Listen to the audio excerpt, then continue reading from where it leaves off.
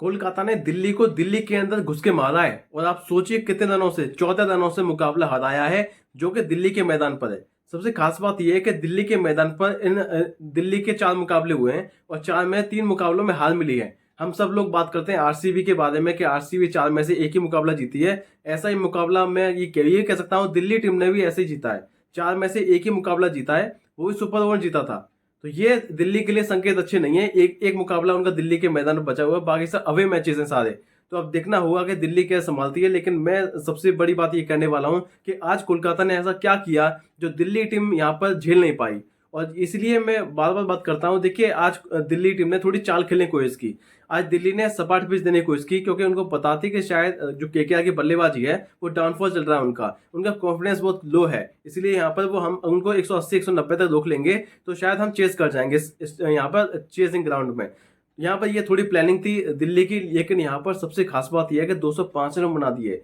जब 205 run board पे होते हैं तो आप कैसी भी टीम के साथ खेल रहे हो, चाहे कैसी भी गेंदबाजी हो उनकी, लेकिन सबसे खास बात यह है कि 205 रन इस आजकल चेज नहीं हो रहे हैं।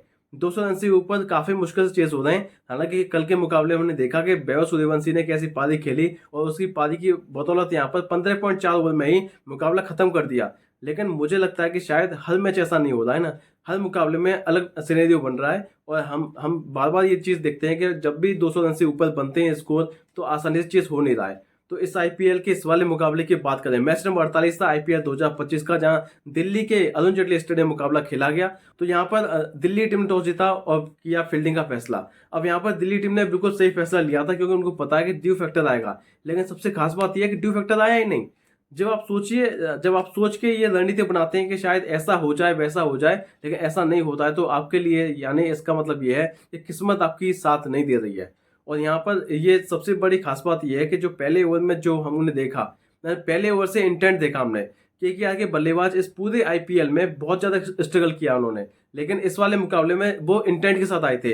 बल्लेबाजी पहले ओवर से धुआंधार बल्लेबाजी करने की कोशिश की। गुरबाज हो, सुनील नरेन हो, दोनों ने अच्छी पारी खेली। 12 गेंदों में 26 की पारी खेली गुरबाज ने। वहीं यहाँ पर साथ दिया नरेन ने, 16 गेंदों में 27 की पारी खेली, 2 चौके लगाए 2 छक्के लगाए। इस तरीके से 18 गेंदों में 48 की पार्टनरशिप लगाई इन दोनों बल्लेबाजों ने और वहीं से नींव रख दी। उसके बाद अजिंक्य रहाणे आते हैं, वो 14 गेंदों 26 की पारी खेल जाते हैं। उसके बाद रघुवंशी 32 गेंदों 44 रन मारते हैं। रिंकू सिंह 25 गेंदों 36 रन बना के आउट हो जाते हैं। आंद्रे रसल 9 गेंदों 17 रन बनाते हैं। इस तरीके से जो सभी खिलाड़ियों का योगदान होता है उससे यहाँ पर मेल बांट के रन बनाते हैं और रन बना देते हैं 204 रन, जो कि एक समय लग रहा था कि शायद 220 रन बनने चाहिए। वहां पर 15 शॉट रह जाते हैं, लेकिन वो ये इस ग्राउंड के हिसाब से काफी हैं, क्योंकि ड्यू फैक्टर नहीं आएगा आगे। क्योंकि ड्यू आई नहीं, तो जब तक ड्यू आएगी नहीं तो इसका मतलब ये है कि 200 रन भी काफी रहेंगे आपकी गेंदबाजी के लिए। अब यहाँ पर 205 का टारगेट था और शुरुआत चाहिए थी, यहाँ पर दिल्ली को अच्छी शुरुआत चाहिए थी।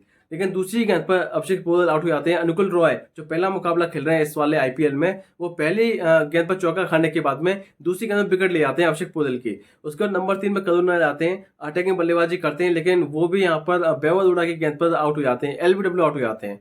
उसके बाद नंबर 4 पे केएल राहुल आते हैं। केएल राहुल ऐसा लगता है कि सेट हो गए, बल्लेबाज अच्छी बल्लेबाजी कर रहे हैं, लेकिन जैसे ही वो थोड़ा सा सेट होने का प्रयास कर रहे थे वो रन आउट हो गए, 1 रन लेने के चक्कर में आउट हो गए। और ये सबसे खास बात ये है, सुनील नरेन ने उनको रन आउट किया। काफी इंपोर्टेंट ये फैक्टर मैं बताने वाला हूँ कि सुनील नरेन वैसे आमतौर पर क्या होता है कि ज्यादा फील्ड में डायरेक्ट हिट मारते नहीं है, लेकिन उन्होंने डायरेक्ट हिट लगी उनकी और काफी इंपोर्टेंट विकेट थी राहुल की, क्योंकि यहाँ पर राहुल अगर आउट नहीं होते तो शायद ये मुकाबला दिल्ली जीत जाती। लेकिन राहुल का विकेट एक इंपोर्टेंट विकेट था। उसके अक्षर पटेल 23 गेंदों में 43 की पारी खेलते हैं। अच्छी पारी लगी मुझे अक्षर पटेल की। उनके हाथ में थोड़ी सी लग रही थी, यहाँ पे चोट लग रही थी, लेकिन फिर भी यहाँ पर उन्होंने अच्छी पारी खेली, 23 गेंदों 43 की पारी। उसके फाफ टू प्लेसी की विकेट मिलती है, आशु शर्मा की विकेट मिलती है। और सबसे खास बात यह है कि ट्रिस्टन स्टब्स आउट हो जाते हैं।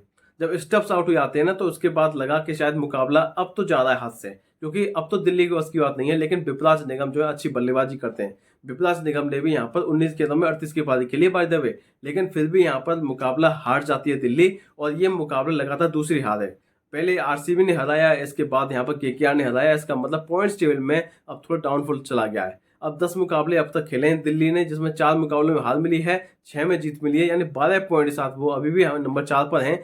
लेकिन मुझे लगता है कि शायद ये अब उनके लिए अच्छे संकेत नहीं है, क्योंकि लगातार आप 2 मुकाबले हार चुके हैं। अब आपको एक और हार अफोर्ड नहीं कर सकते आप, क्योंकि अगर एक और हार मिल जाती है आपको तो शायद लेने के देने पड़ सकते हैं। तो इसलिए आपको सबसे चाहिए कि यहाँ पर आप जीतें इस मुकाबले को। अगला मैच इंपॉर्टेंट होने वाला है दिल्ली के लिए, क्योंकि हमने कई सारे मुकाबले आईपीएल में देखे हैं कि यहाँ पर 10 में से 6 टीमें 10 में 6 मुकाबले जीते हो किसी टीम ने, और उसके बाद में लास्ट के 4 मुकाबले हार जाती है। तो ऐसे भी हमने कई बार देखा है। तो देखते हैं क्या होता है। तो हम आज का वीडियो नेक्स्ट वीडियो में मिलेंगे, तब तक चैनल।